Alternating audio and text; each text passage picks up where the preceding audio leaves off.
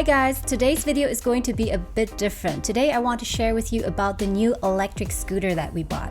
It's the 8.5-inch XPRIT electric kick scooter. As soon as the scooter arrived, we did a test drive in a parking lot and it was so much fun.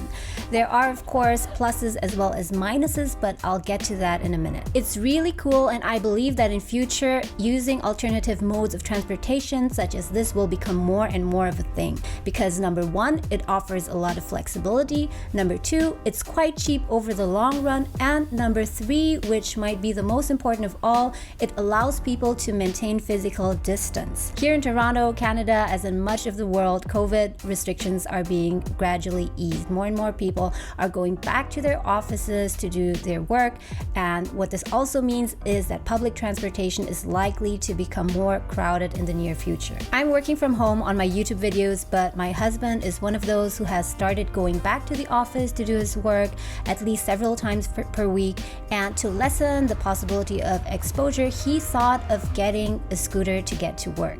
His office is about 6 kilometers or 3.7 miles away from our home, so it really made a lot of sense for him. Unfortunately, we only found out after buying the e-Kicscooter that here in Toronto, using them on the roads is not allowed yet, although I did see many people using them. So please stick with me to the end of the video if you want to find out more about this. So now let's get into some of the details and specs of this XPRIT electric kick scooter. It has a powerful 250 watt motor and it can drive at a maximum speed of 15 miles per hour. It also climbs up to an 11-degree incline. So note here that the maximum distance is 15 miles, which means that after you've taken it for a ride for 15 miles, you need to fully recharge the battery, but you can do that in just 2 to 3 hours. It's made of high-grade light alloy aluminum material. It's easy to fold in just a matter of seconds and it weighs 27 pounds. It says just 27 pounds, but when we actually carried the scooter out of the apartment, down the stairs, up the stairs again, it actually didn't feel that light. It was quite a bit heavier than I thought it would be. It also has a nice wide platform on which you can stand. You can put both of your feet on. And what I also like is that it has this anti-slip surface so you don't slip when standing on it. It also has anti-slip solid rubber tires. And for safety reasons, we also got a helmet, and here we got the Exclusky Adult Bike Helmet. And it has this rechargeable USB safety light. So all you do is just press it and the light comes on, and there are different modes. So I think this is especially important and useful at night and when it's a bit dark, just to make sure that cars, other drivers behind you can see you and won't bump into you. I really like this helmet because it's really lightweight and it's easy to adjust. So all that you need to do is put it on, and there's a knob here that you can turn to tighten and loosen the fit of the helmet. So time for a test ride now. Helmet on and go.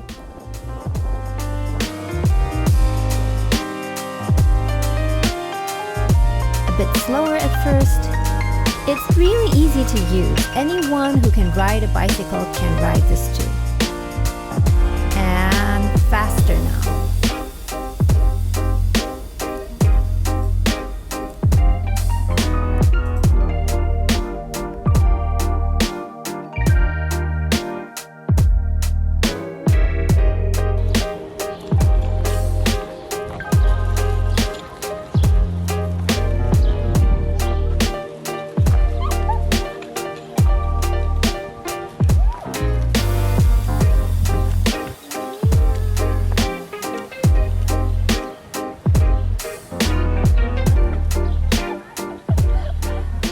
And here are some basic features. To get the scooter going, simply press this lever.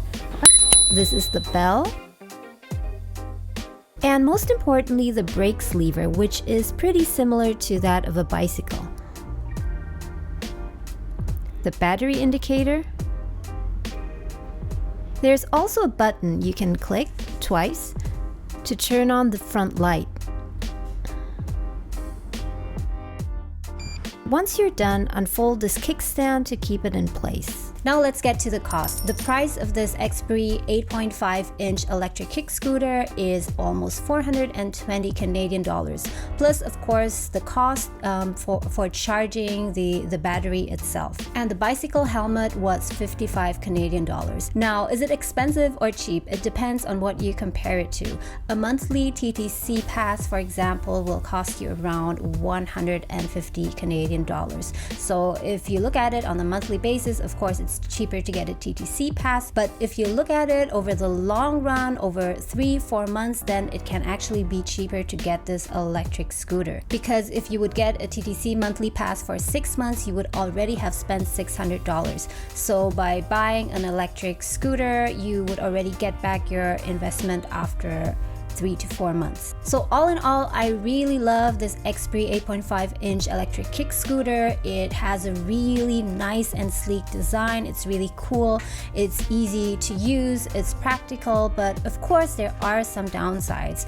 Number one, for me personally, I feel that it is not as light as I would like it to be, so it's not as handy to just carry around. Number two, if you had a bicycle, normally you would just leave it outside of the building and chain it somewhere, although even in that case it wouldn't always be that safe.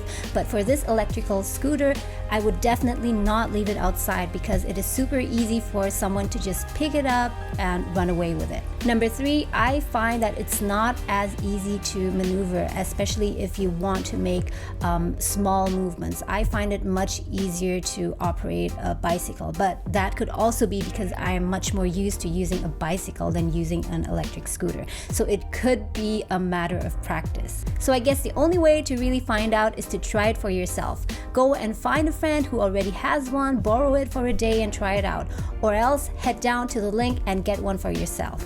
I want to get back to the regulation now. So we wanted to get certainty on whether e-Kicscooters are allowed to be used on roads in Toronto or not.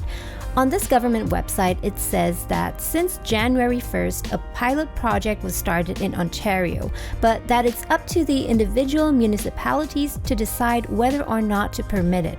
It also has some details on the pilot project, like the maximum speed, weight, and power output that the e-Kicscooter can have. We checked on this other site too, but couldn't find anything specific or clear on whether e-Kicscooters are allowed to be used on roads in Toronto or not.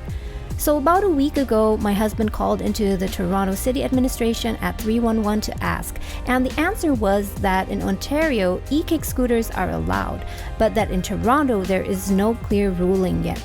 It might have to do, I think, with the fact that in a big city like Toronto, there are so many finer details that would need to be regulated first, such as where scooters can park and where they can be used exactly.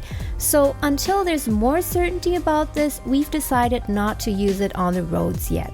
If anyone has updates on this, then please drop me a note in the comments. I would really appreciate it. I hope this video was useful for you guys. I wish you an awesome day and I hope to catch you again soon.